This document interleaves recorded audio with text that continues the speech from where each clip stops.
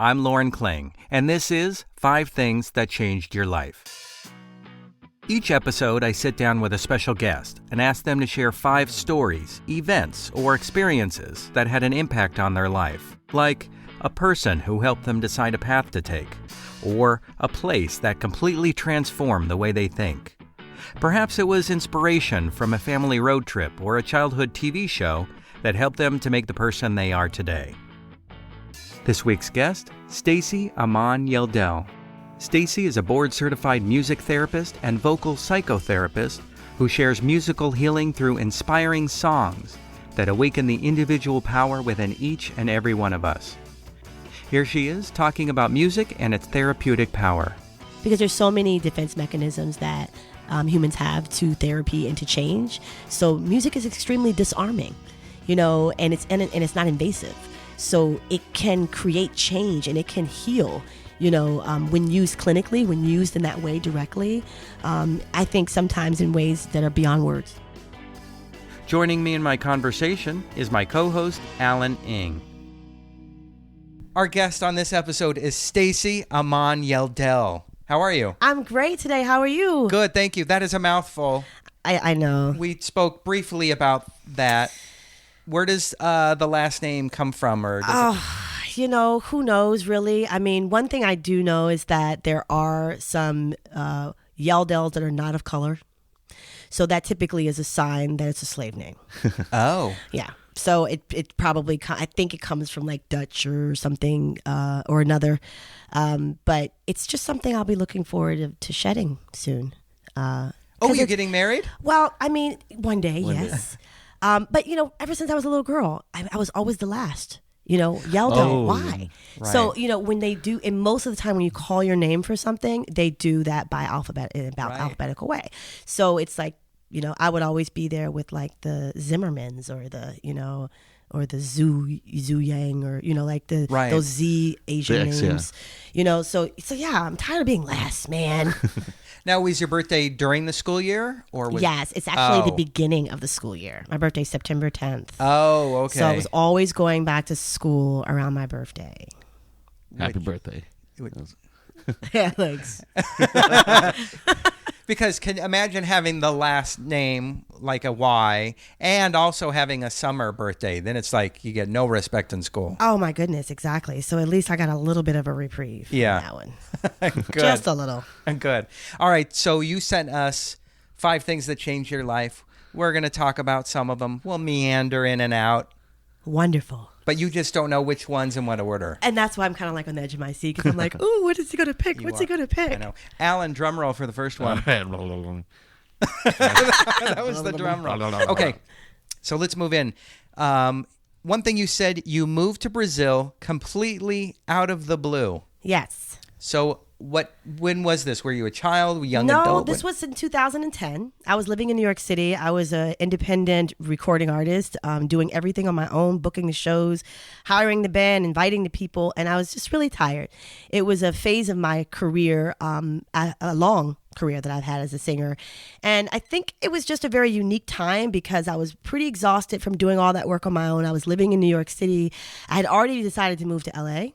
And so I had this little time period where I was packing up my clothes to move to LA. And I was doing a show in the Lower East Side in the Village. And I remember going to this restaurant, a Brazilian restaurant, after the show, and I was sitting there. And keep in mind now, I had been to Brazil once before, but only on a vacation, a 2-week vacation. Mm-hmm. So I'm sitting at this restaurant. I start to smell this food, and then the girl, in the kitchen was speaking Portuguese, and it just brought back all these memories. And then all of a sudden, I just heard this message say, "You need to go to Brazil." And I was like, "What?" Because I'm a Virgo, man. I do everything straight-laced. Right. So the idea of just me picking up and going to Brazil, when I'm supposed to be moving to LA, was just completely out of the blue. So I tried to forget about it. I called my most rational friend, and I asked him to come over and talk me out of it. And he tried, and it didn't work. It just never let me go. And so then I started talking to my parents about it. I always just talk to them about things and consult with them. And they're always supportive, but they were like unusually supportive. They were just like, "Oh, it sounds great. You should do it." And I was like, "What? Really? I don't have a plan. why am I going? Like, why would I go? So it was the first time in my life that I ever did something for no reason, where there was no plan, there was no strategy, there wasn't any real reason. And so I just packed up my stuff and I began to make the preparations and bought the plane ticket. And I had a loose plan, like I knew where I was going to stay when I got there for the first week.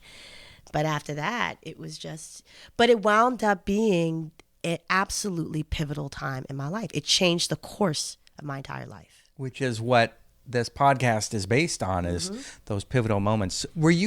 So you were shocked that your parents were fine? Yeah, I mean, I was grown by then, but I still like to consult with them. And again, keep in mind, I was looking for someone to talk me out of it because my analytical brain just could not grasp the idea of doing something like this with no plan and with no reason, so to speak, no strategy, no end game.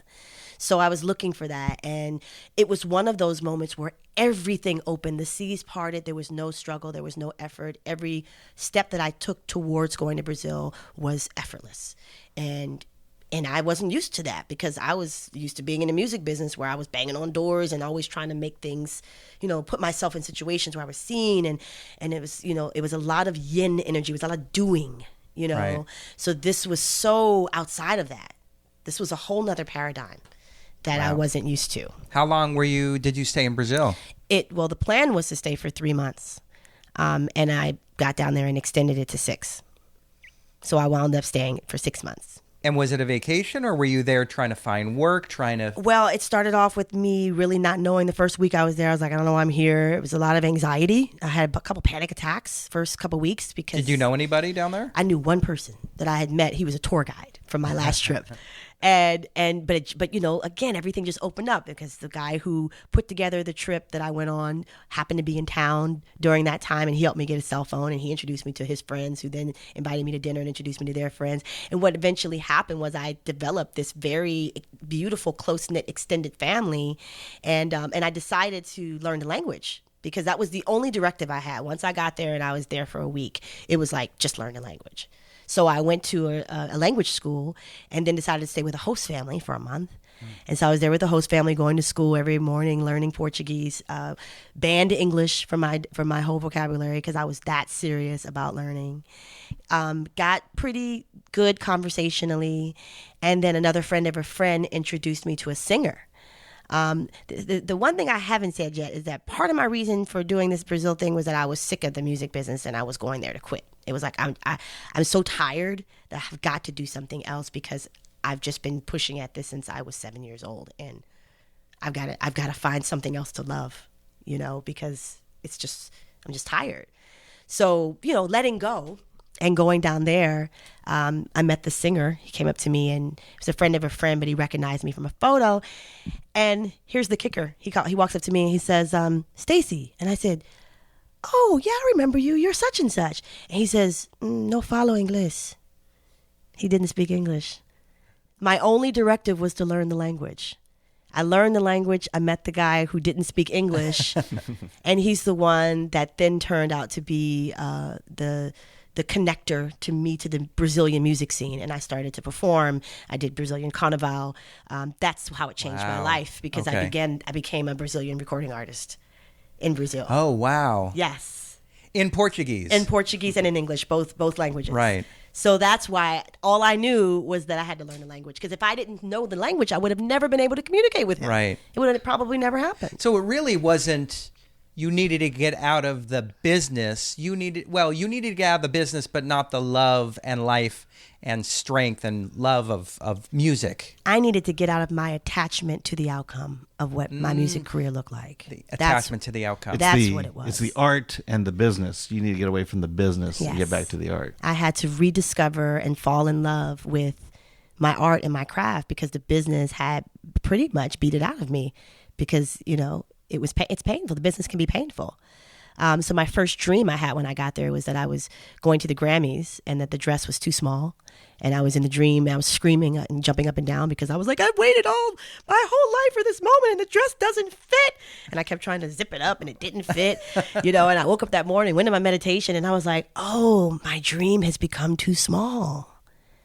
Wow. It was the realization that the dream that I had of being this famous singer was born in a 7-year-old's imagination. Right. And here I am 20 years later, still trying to squeeze myself into that little idea of myself. So putting me in this other country and just shaking me loose from all of that allowed something else to be birthed that had everything to do with, of course, what I wanted, which was to sing, and to be on stage. Right. So, yeah. It just happened in a different way. Wow. So why did it only last 6 months? Well, it didn't last for only 6 months. I came back because I had to come back just at least to figure out what I was going to do next. Remember, I was supposed to move to LA. Right. So I came back. I had to pack up my apartment and, get rid of my stuff. And so then I got on the road and drove here and moved here. Moved to LA. Moved to LA from New York. From New York, and set up shop here and said, this is going to be my base. And I'm going to travel back and forth to Brazil from here. And that's what I started to do. So I went back, and 6 months later, that's when I did Carnival. And then, came back again, and then so I went back about 2 or 3 more times. And, what really changed it for me was that in other words, why I didn't move there was because I realized that I wanted to be a world music artist and not a Brazilian music artist.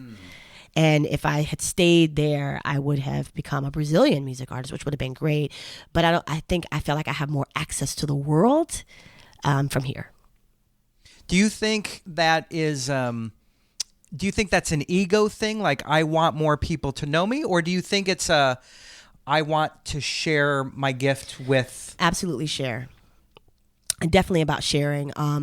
For me, I've always been a citizen of the world, and that goes a lot into my passion for travel.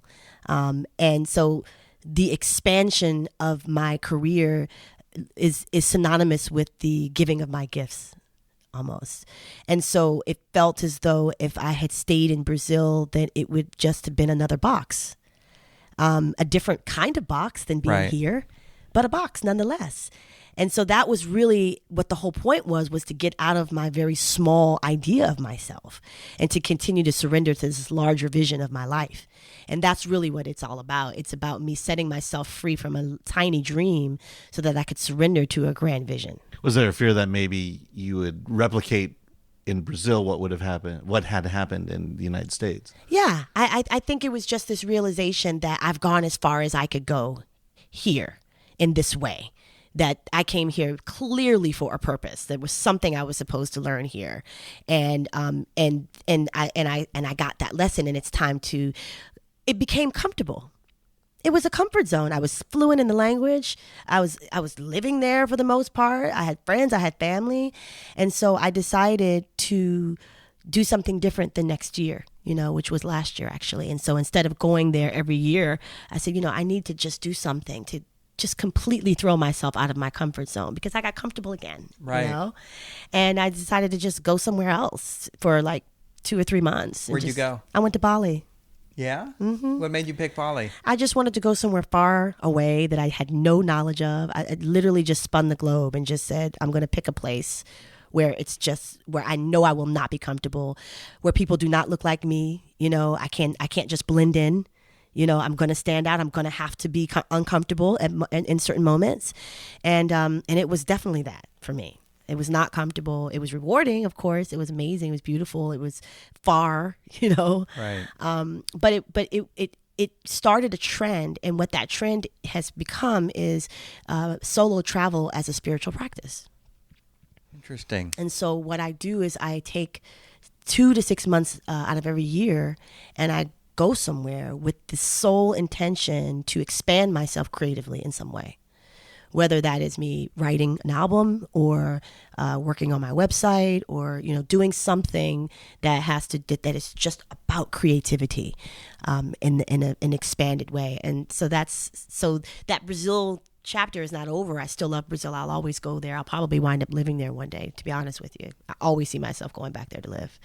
But it did start a trend that allowed me to utilize travel as a container for me to come out of the comfort zone long enough to be able to really have an epiphany or have a revelation. Because that's what always happens whenever I get out of my comfort zone. Wow. I had a thought. It went away for a moment. It'll come back. Do you know where you're going to go next? Could you reveal it here on the podcast? I don't know, because I just came back from Costa Rica and Cuba. So it happens every January to May. So this time it wasn't that long. It was like 2 months, which is my minimum. So I have so for next time, I don't know. To be honest with you, and I've never shared this with anyone yet. Haven't shared this with anyone yet. I'm actually considering becoming an expat. I think I'm getting close to that, where it's just time to just go. I don't know where that would be. I'm still figuring it out. I need the water. I need preferably warm water. Right. Not like the cold Pacific, but like some warm water. Right. But that's, I think I'm getting very close to wanting to just stay on the road, at least for a little while. And it may not be that way forever. I'm still single. But for now, I have this strong desire to just keep the movement going. Right. And so when you go for these amount of time, you're supporting yourself financially? Yes. It started off very messy. And I have begun to fine tune it over the years. Because remember, this started 10 years ago. This started 7 years ago, right? 2010. So at first, it was just like I was paying rent in New York and paying rent in Brazil. Was getting help from the parents, right? And then the second time I did it, I took a leave of absence. I still had a 9 to 5, and so what's been kind of happening concurrently with this travel is becoming a digital nomad. That's been a concurrent, and didn't start off with that language, right. But now I know that that's the language. That's basically the type of career that supports that lifestyle. Are you actively sharing this either social media or through videos or books or even your own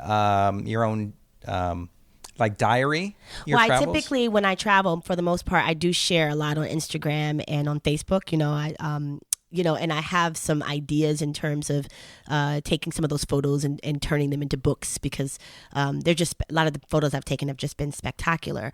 But one thing that I have done is I've started a blog, and it's an audio blog. And I made it audio because I'm a vocalist and voice is my instrument. Mm-hmm. And it just, felt right for it to be audio. Plus, people are busy and they get to just kind of like, you do a podcast, you get it. Right. So I started an audio blog, and that's largely based on my writings from when I'm traveling. So the travels, even though I don't have like a travel-based business, like I'm a therapist, but it's all intertwined, because most of the time what I'm discovering in my spiritual growth and unfoldment is so much connected to these creative retreats I do, that a lot of times the material winds up being a part of it either way, Wow. Yeah, it's great. It's amazing. Going back to your music, you said the day that you found your voice, transitioning from rapper to singer after years of being told that I should stick to rapping. So describe this day. So that day came probably much later than I would have thought it would. I was a rapper as a child. I started rhyming when I was about 7 years old, mainly because I was bullied in high school so relentlessly. I didn't have any way of sticking up for myself, and I was afraid to fight because I was a very sensitive child. So I found, hip hop as a tool to like fight. And this was during the time of MC Lyte and Monie Love, and I'm telling my age now. But that was, that was who I was influenced by. And so I started writing these battle rhymes, and I noticed that when I rapped and when I rhymed, people stopped picking on me. And then even better than that, they started to like me. So, the seeds got planted early that when you're on stage, you're liked. Right. Which caused a lot of problems for me in adulthood, which had a lot to do with why I went to Brazil and quit, so to speak, right. Because of that, that program that got set into motion when I was younger. And it was a subconscious program that I wasn't aware of by the time I got into adulthood. But I genuinely loved rapping, and I got really good at it, and to the point where I had record contracts when I was 16 and 17 years old. But I also was managed by a guy who managed a singing group, and those girls are still my best friends to this day. And so there was just this kind of rule, like, Stacie, you're the rapper and they're the singer. The other part of that is that I have a deep voice, so to speak. And I didn't think that singers had deep voices. I thought singers were, bird-like, at that right. time. I was like, you're singing, you're bird-like singer, And so I pushed that part of myself down. And then when I got into grad school and kind of came out of the darkness that was a result of a couple of failed record contracts in my early 20s, I began to, it's always been a game of me running from being an artist because it hurt to be an artist. I learned that when I was very young. From the first record contract I lost, I was 16 years old. So that was like, okay, that was a trauma, that I never forgot. So I ran from that in a number of ways. One of the ways I ran from it was by starting to work in the music business. So when I was in college, I did, marketing and worked in the marketing departments. I was always just dancing around being an artist. And so then the second way I tried to run away from it was by writing songs for other artists, because I was a songwriter first. So in the process of writing songs for other artists, I had to demo the songs. And in the process of demoing one of the songs that I had written, which was not a rap song but a song, I had to sing it for the artist to be able to sing it, and I heard myself, through the speakers as I was recording it, and it just dawned on me like, oh my God, you're a singer, It was just one of those moments like, wow, you're a singer, and I think the other part of that too is that I had a producer, a very famous producer actually. My producer when I was in my early 20s was Eric Sermon from the EPMD days. Oh, wow. And he took me under his wing, and I wrote a lot of hooks and things for him and Redman and Eric and Keith Murray. And he's also someone who said that I had a very specific kind of tone in my voice. So it just really began to reverse, again, a lot of this programming. And who knows where it comes from? Who knows where I got that from? Where I believe that, in order to sing, you have to have a certain kind of voice. You have to have a high voice.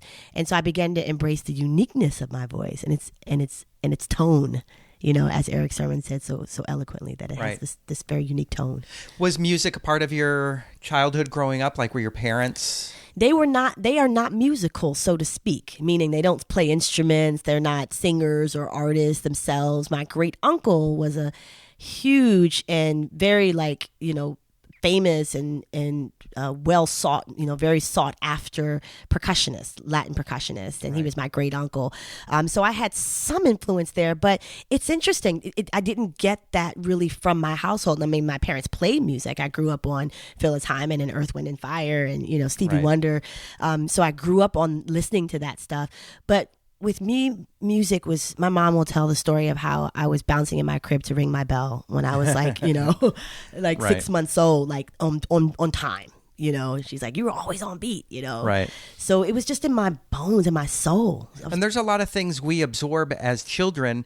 As another guest that we had here, Dana Middleton, she talks about that in childhood, we absorb, that's our normal, is when we're living with our parents and growing up. However good or bad that relationship and how that ambiance is, that's what we see as normal.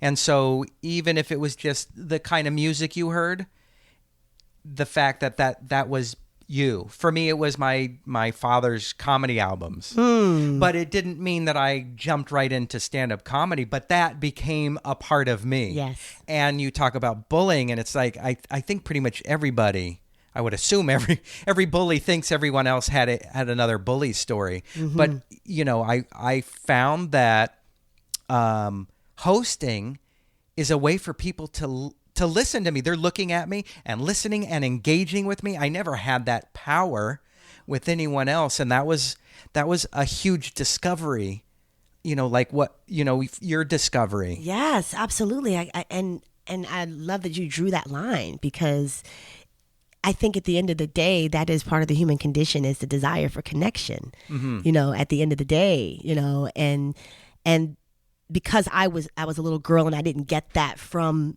my peers, it actually jump-started my creativity, because I wasn't getting it from outside of myself. So I had to find a way to create that connection, you know? So that's, and I love what you're saying about hosting and then you're providing a service, because you're allowing people like myself to share their stories. Right. And that's very validating, to be able to share your story. It's strange. Did you ever have that moment, there's nothing else in the world I'd rather be doing moment? Yes. Do you remember when that happened, when that thought crossed your mind? I just had that thought the other day. I was in Costa Rica, and I was walking on the beach, walking on the rocks, actually. The tide goes out at a certain time every morning, and I'd go out and walk on the rocks and then snorkel. I had my own little mask, and it was a tide pool, so it's completely surrounded, so there's no big fish in there, because the tide goes out and it leaves the water in this little pool. And I was walking, and I was listening to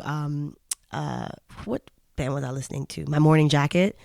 And there was a song on there by, I forget which song by them. And I was just walking and the sun was on me and there was salt water dripping off of my hair and I had my goggles in my hand.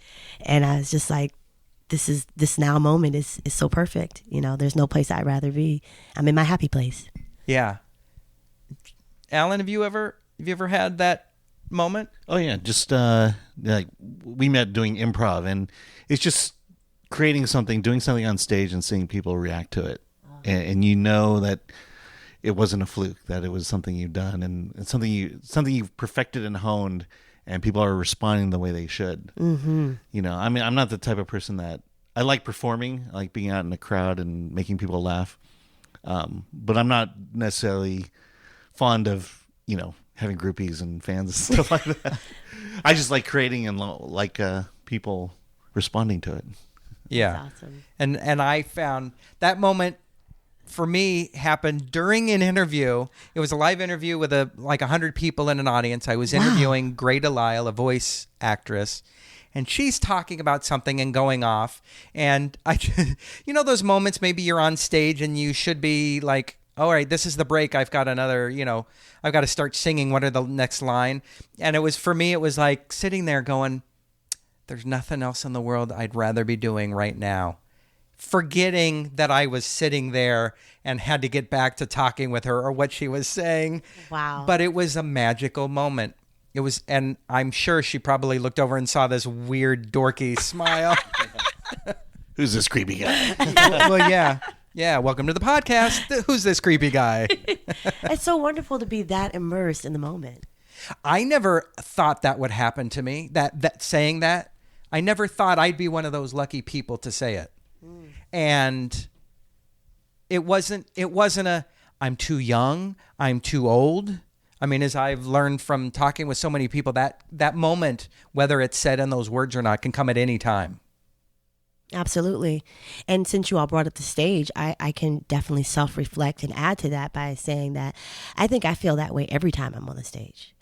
That by far is my most glorious and joyous form of creative expression, is being live on stage. I don't think that there's anything that I do creatively that tops that for me. That is the ultimate. Yeah. Yeah. To get the instant feedback. Yeah.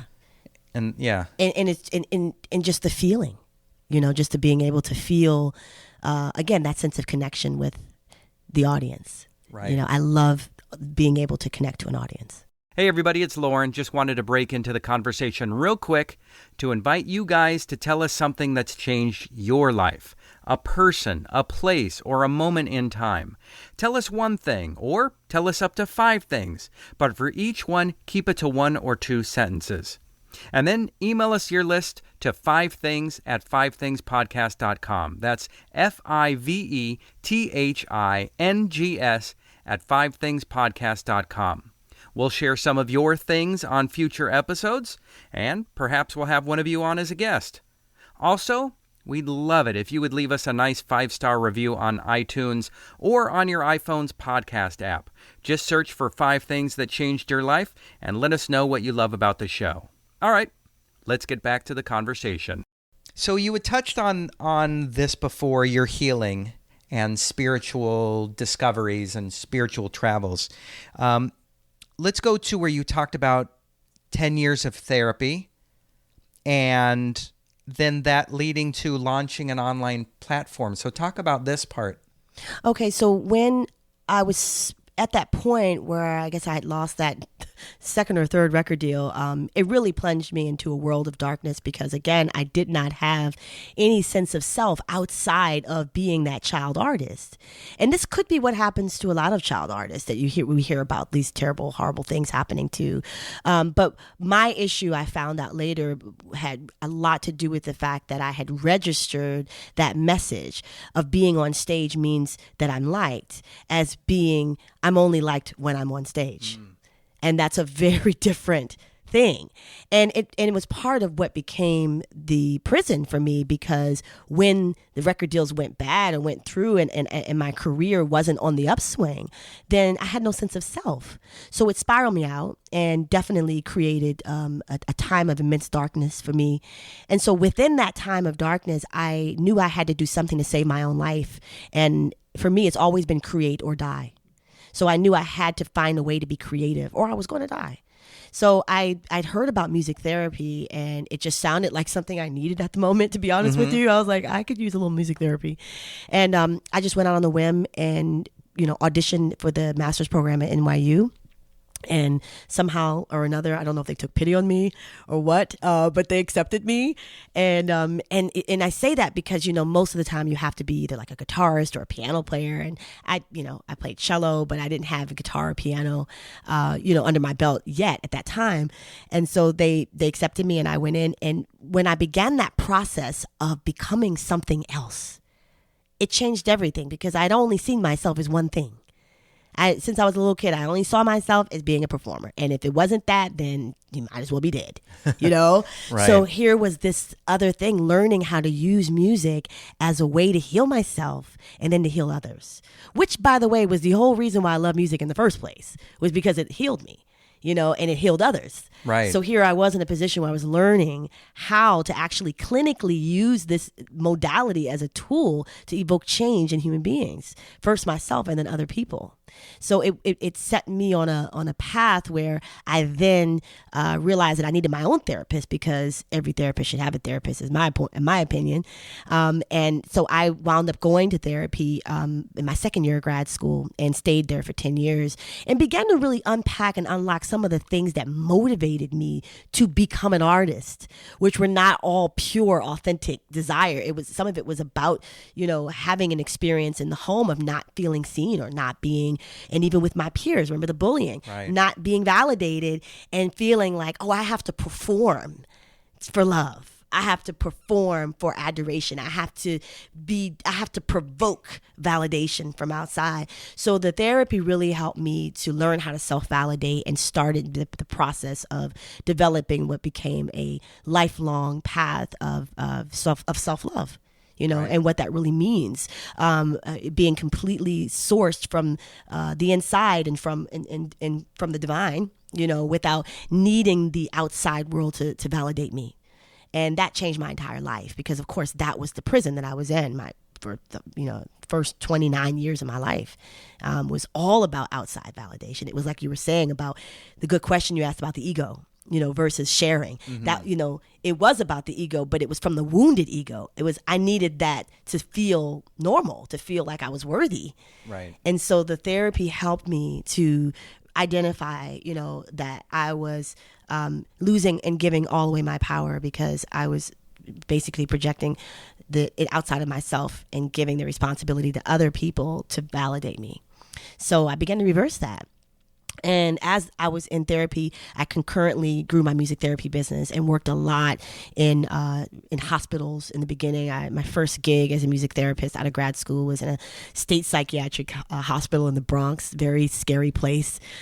Can you give an example of what that means? I'm sure it's more than just, I'm going to play a song for you. Well, it really depends on the population, but the way I was trained in the first couple of years of my career, when you work with psychiatric patients and people who have addictions, the way I was trained was as a group psychotherapist. So it's a group process, and so I'm facilitating the group. So just imagine a therapy group, but instead of me doing all the talking, I actually have a guitar, or I have a piano, and maybe you have some little small percussive instruments or some drums, and we do a music improvisation, and then we talk about how that maybe made you feel, if there are any feelings that came up for you when you played that piece of music. Music in a psychotherapy group really takes the place of words sometimes, where you don't even need the verbal processing, because it's about the process of creating as a group. And I would say the main tenet to that is that play connects us to that part of ourselves that is not really hurt, harmed, or endangered. It's the part of ourselves within that is the true self, not necessarily the emotional or the mental, whatever the experience is happening, like on a mental level or on with addiction and with mental illnesses. The experience is largely mental. So when you create, pops you out of that pops you out of your head, Right. brings you into your heart space, brings you into your body, and then there's the possibility for healing to take place.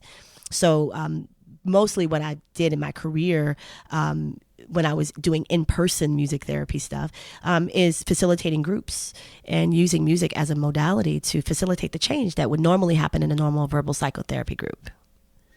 So it's really powerful. I mean, because there's so many defense mechanisms that humans have to therapy and to change. So music is extremely disarming, and it's not invasive. So it can create change and it can heal, when used clinically, when used in that way directly. I think sometimes in ways that are beyond words. Well, we as a society will go to see our doctor for a physical ailment, but we don't want to go to heal our minds or our souls, because I think we feel like that makes us look weak. And it's interesting that if you break your arm, you don't go to the doctor and feel like, oh, I'm not going to go because it'll make me look weak. But, still maybe you can share, do you see a change with any population group like Gen X, Gen Y, millennials that are more open to healing themselves mentally? What's interesting is that I work with mainly millennials right now. I work, my primary day job, so to speak, is in drug and alcohol rehabilitation centers in Malibu. So I work mainly with young in their 20s, 20-something recovering addicts. So the sad part about that is that there are more young kids addicted to drugs and alcohol. But the bright side of that is, yes, they're in these treatment centers and they're having awakenings at very young ages. So they're, because that's basically what recovery is. When a person comes out of addiction, there's a strong potential for a spiritual awakening. Right. So when you see that, it's encouraging, because you see this change happening at a very, very young age. And I think perhaps they don't have as much of the stigma that therapy means that you're wrong, or something's wrong with you, or that you're bad. I think that's a cultural thing. I have to say that I definitely see it much more in communities of color. It's a huge stigma, and a lot of mistrust or distrust, rather, with mental health facilities and mental health practitioners. But I think we've got a more of a sensitive generation coming up. These millennials are sensitive and empathic, and so I think if the key is tools, the key is having spiritual, emotional tools to be able to navigate the world, Right. being sensitive, because the majority of the people I work with are sensitive people who are in pain because they didn't have the tools, or because of trauma or different things like that. But I agree with you. I think that it's definitely not normalized, unless in a joking way, like LA and my shrink, but for, right. But for the most part, it's, there is this sense of, there's still a stigma attached to getting help, Right. mental health. But it does seem like performance is a great way, even subconsciously, to release some of that, or to reveal some of that stories. Mm-hmm. Moonlight, I've just heard a lot of stories talking about Moonlight as so many different kind of ways of enlightening people, even those who don't know what it was like to grow up as a person of color, gay person of color, and drugs in the life. But there's still something you can take from the story that you can either feel or relate or breathe about. Yeah. And and I think that's a good segue into the online platform, which is the other part of your the thing you mentioned. And because what I realized from working behind the closed doors of rehabs and psych hospitals is that creative injury is something that is not specific to populations that have addiction and mental illness. I think creative injury exists in the masses, because if someone just tells you you can't sing, or if you are a kid that wants to be a painter and your parent tells you go get a real job, mm-hmm. that creates a sense of creative injury. And so then it dawned on me that there are more people that could really use creative coaching. In other words, just validating the part of them that's creative, right. as adults, because guess what? It affects your entire life. If you are able to feel as though you can sing, that you have the space and the sacred space and the ability and the permission to use your voice, then you're going to be more assertive in your life. You're going to ask for that promotion or that raise. So it's not just about performing and making something aesthetically beautiful. It's about activating your own innate creativity so that you can create change in your own life. Because guess what? If your creativity is suppressed, how are you going to create your life? How are you, it's going to look a lot like a person stuck in a cubicle, right. Or kind of just on a slow decline, or just stagnating. And most of the time, the people that I meet that have some way suppressed their creativity, their life is a reflection of that. Right. So this is not just for musicians. Music therapy and what I do is not just for like people who are artists. It's for everybody, because we all benefit when we're connected to our innate creativity, particularly the people who claim they're not creative. Because I love when people say that. Oh, I'm not musically inclined. I'm like, what does that mean? Well, I think people are comparing themselves to a singer that they see on TV. Exactly. Yeah. And compare equals despair. And again, that's, what's the word success mean? It means a whole lot to some people. So people in the people not in the acting business think that success for an actor is booking a TV show or being in movies, where that could just be a stepping stone or a small little step for somebody who's acting. I think the word a struggling actor is a horrible title. I agree. I don't think anyone is struggling any more than somebody who has an office job is struggling to make a decent income and take care of their family. It's a path.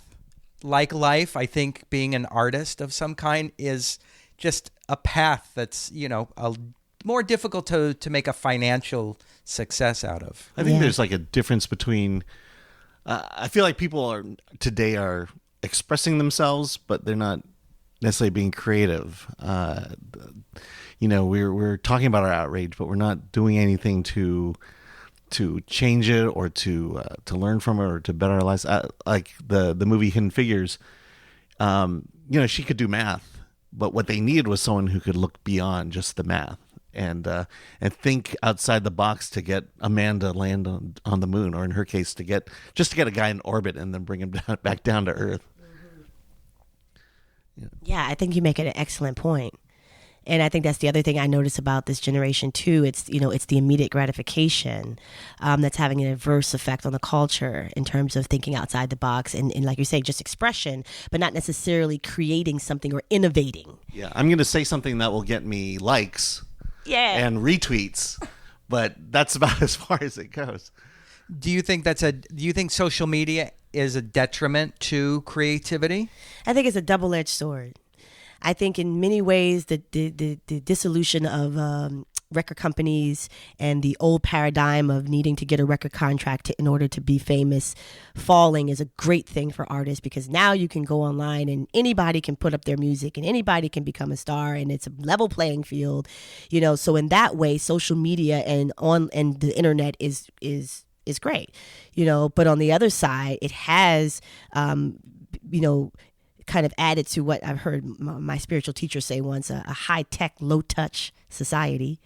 So it has kind of in that way decreased intimacy in many ways, and kind of supported what I was mentioning earlier about this need for validation from the outside, which is doing things for likes. And like you were saying, it's this, and then the validation, there you go, power gets put outside of yourself, for someone else to like or to validate or to follow you, and then it's like, okay, well, what happens when you don't have that, or when you try and disconnect from it for a moment, and there's a withdrawal of some sort, just like a drug, that's a clue that there's a dependency there, so it's a double-edged sword in that kind of a way. Yeah, I've tried to pull myself away from social media, especially since the election, and it feels good, but I then see how friends and my wife, who are still more attached to it, how they react to it, and I'm like, oh boy, I can kind of see, but I'm still drawn into it. It's a drug that doesn't let go very easily.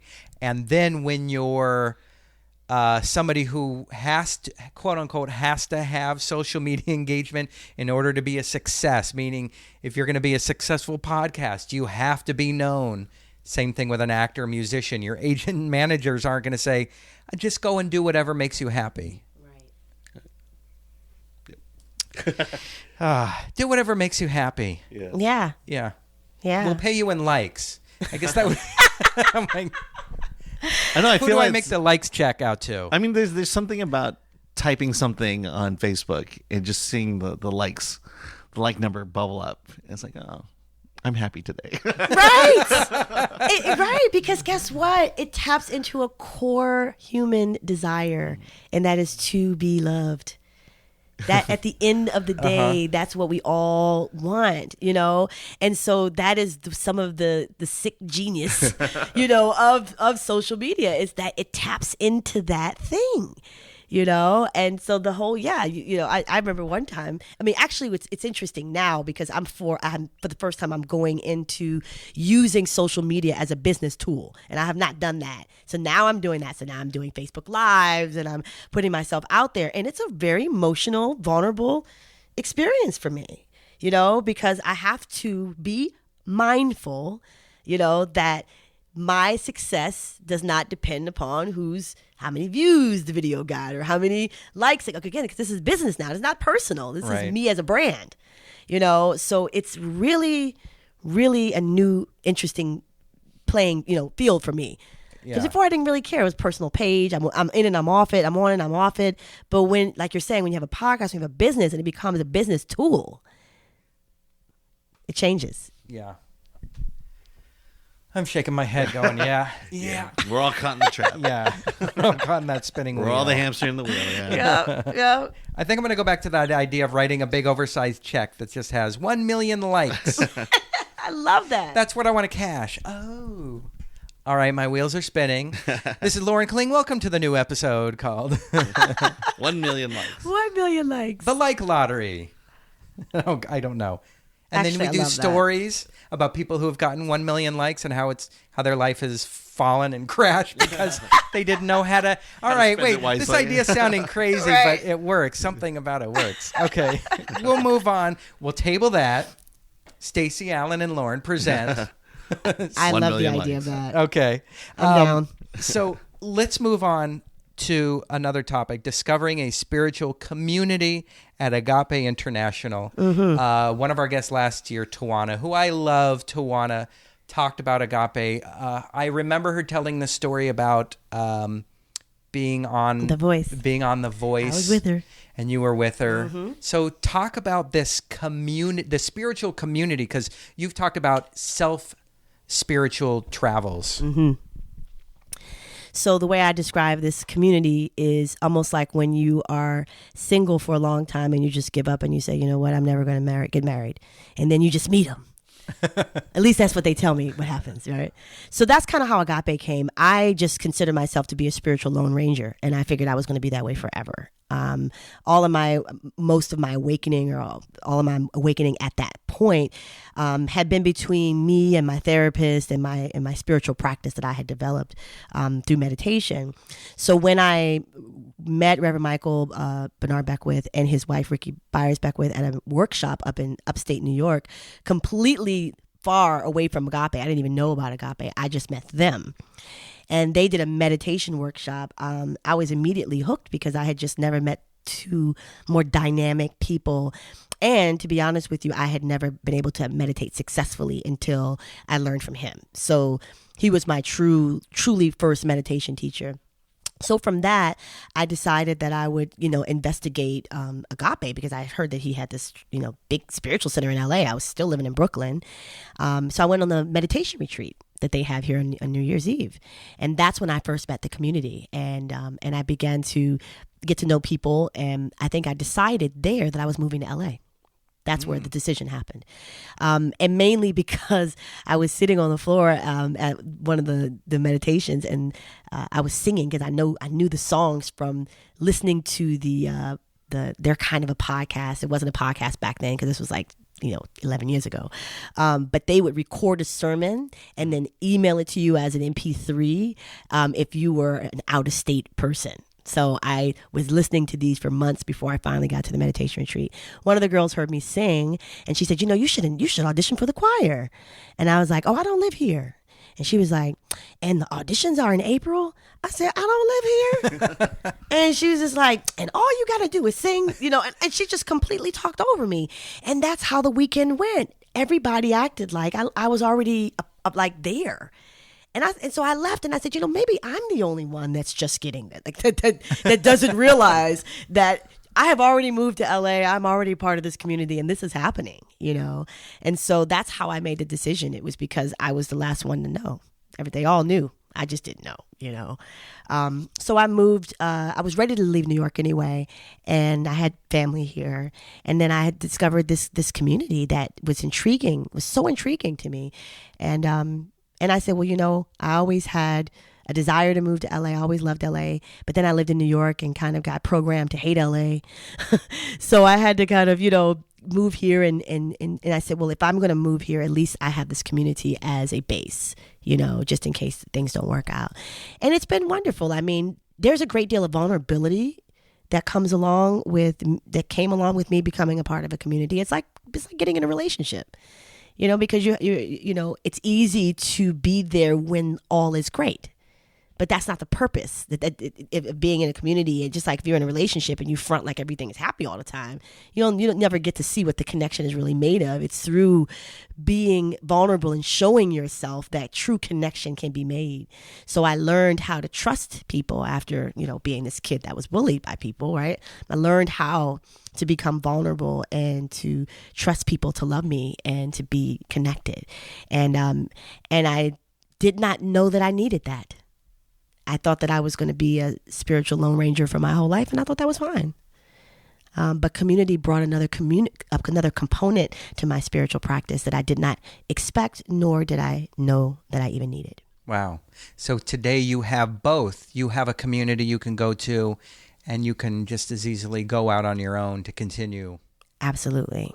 And it's beautiful because I'll be gone for months at a time and they're like, oh, where's Stacie now? And I come back and, I get to step back into that cocoon and sometimes it bleeds over. Like when I was in Costa Rica this last time, I saw that Michael Beckwith, the spiritual teacher who's a director at Agape, was in Costa Rica teaching.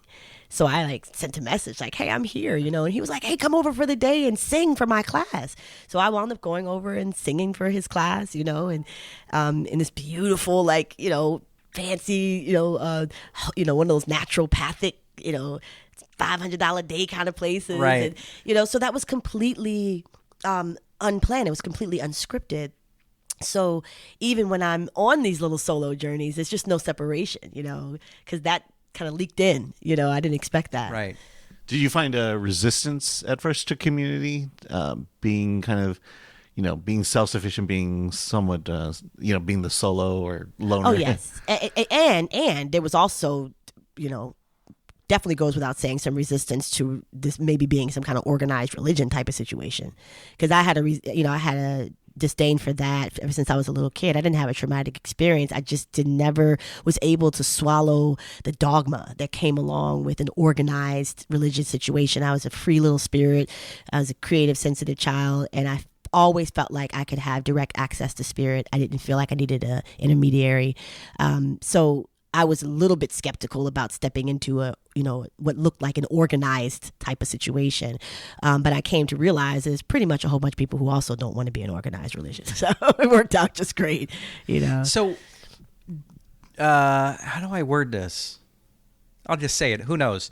Because I'm still discovering what the word God means. Mm-hmm. And the universe and Mother Earth and all of these other words that, because I was, I grew up Jewish and went to Hebrew school, but I never really grasped onto religion, and I'd feel like I didn't need it. But being an adult, I noticed how much my spiritual travels and discovery, how similar that is to somebody who practices the Bible. And I was blown away the first time I heard somebody talk, and it wasn't, oh boy, it's somebody else spewing the Bible. It was somebody else telling me how they found strength in a Bible passage where I found strength by saying the universe. Mm-hmm. And that was one of those woo moments for me. And so do you see the word God as another name for whatever you feel, or... Yes, I mean, I work largely in the addiction field, and there's a lot of talk of, like they say, my higher power. And the reason why they do that is because when people are coming into 12-step programs, being very mad at God or just having religious baggage, so to speak, it's easier just to say higher power, because then that can become whatever. It doesn't have a charge on it. So for me, I don't have a charge on the word God, and I actually use that word, but less and less I am seeing it as a monotheistic type of one, what do they say in agape? It's not like a, Santa Claus looking fella sitting in the clouds, checking his lesson, checking it twice, seeing who's naughty or nice, Right. that image of God has long since gone, right. And what I sense now and what I connect to now as God is definitely more of what they say about the omniscient, omnipresent, everywhere, closer than my neck vein, closer than my hands and my feet, like those Bible verses. So through my spiritual practice, my awareness has expanded to be able to have a one-on-one experience with God, so to speak, as not being separate from me, and being everywhere. So I have that experience when I'm in the ocean. I have a very intense experience of being at one with the divine when I'm in the sea. So I have clients that they say my higher power is the ocean. And it's like, if that works for you. Right. When you look into the African cultures and the diaspora, a lot of the deities are correlated with nature. The goddess of the wind, the goddess of the ocean, the goddess of the sweet rivers. So I see God as being, for me personally, also as being nature, and that source. So that source energy. But I think what's been the most pivotal for me spiritually is really recognizing that there is no separation between me and God. That's been, because that is what the religion always tried. That was what I wasn't buying as a kid. I couldn't put my finger on it, but that was what I wasn't buying as a kid, that I had to somehow, move through an intermediate, a person or something to be able to get to something that's outside of me, that's far away. Right. And especially one to fear. Right. Oh, yeah. One to fear, like a parent, or one to be afraid of, one to mind your manners in front of. But I've discovered... my question of late has been, is God inside me? Is the universe inside me? Oh boy, it feels weird getting all woo-woo, but I wouldn't change a thing about it now. I wouldn't want to be any younger than I was, because I love this discovery, this path that I'm on. Yeah, for me, I kind of stumbled into church and became a Christian, but my view of church early on was always, here's what you had to do and be in order for God to accept you. And then soon realizing, no, it's actually the fact that you're not perfect. There's really nothing you can do to work your way to heaven and perfection. It's the fact that you aren't perfect, and that God is there to take you by the hand and guide you through life. Yes, beautiful. And I think that that's one of the most important questions you can ask. I think the one thing about this planet that's exciting right now is that there is a lot of awakening happening right now. There are a lot more people in the mainstream, so to speak, that I'm finding are asking these questions that maybe would not have, because of the state of the world, because of some of the things that are happening, on a government level, and people are beginning to ask questions and wake up to this higher version of themselves. And so in many ways, this is an incredible time where I'm witnessing, as a clinician and also as a, just as a human being, a huge wave of awakening and of people having realizations. And sometimes it's not pretty. It doesn't, it's not always like looking at a sunset and saying, right. Oh, well, what is God? I mean, sometimes it's a divorce and, things falling apart and things crashing to wake you up to, to something that may have been previously ignored or discounted. So I personally always say, in terms of my spirituality, that people wake up for different reasons. People wake up for their kids. People wake up, to go to work. There's certain things that get people out of bed. What gets me out of bed is the desire to evolve. That fire to continue to keep becoming more of my true self. That's my motivator for getting out of the bed in the morning. Stacie, Aamon, Yeldell, thank you so much Thank you. for being on the show. I appreciate it. This is so much fun. Thank you again to my co-host Alan Ng and to this week's guest, Stacie Aamon Yeldell. Find out more about Stacie's music and vocal therapeutic practices at her website, stacieaamon.com. That's STACIEAAMON.com. She's also on Twitter and Facebook at Stacie Aamon and on Instagram at Stacie_Aamon. You can follow us online at fivethingspodcast.com or on Facebook at facebook.com/fivethingspodcast, that's FIVE, or on Twitter at fivethingspod, that's FIVEPOD. Subscribe to 5 Things That Change Your Life on iTunes and leave us a 5-star review while you're there. We'd really appreciate it. You can also listen and download our show on Google Play, Stitcher, Amazon Alexa, or your favorite podcast service. Music by My Monthly Date. You can find them at facebook.com/mymonthly date. For 5 Things That Changed Your Life, I'm Lauren Kling.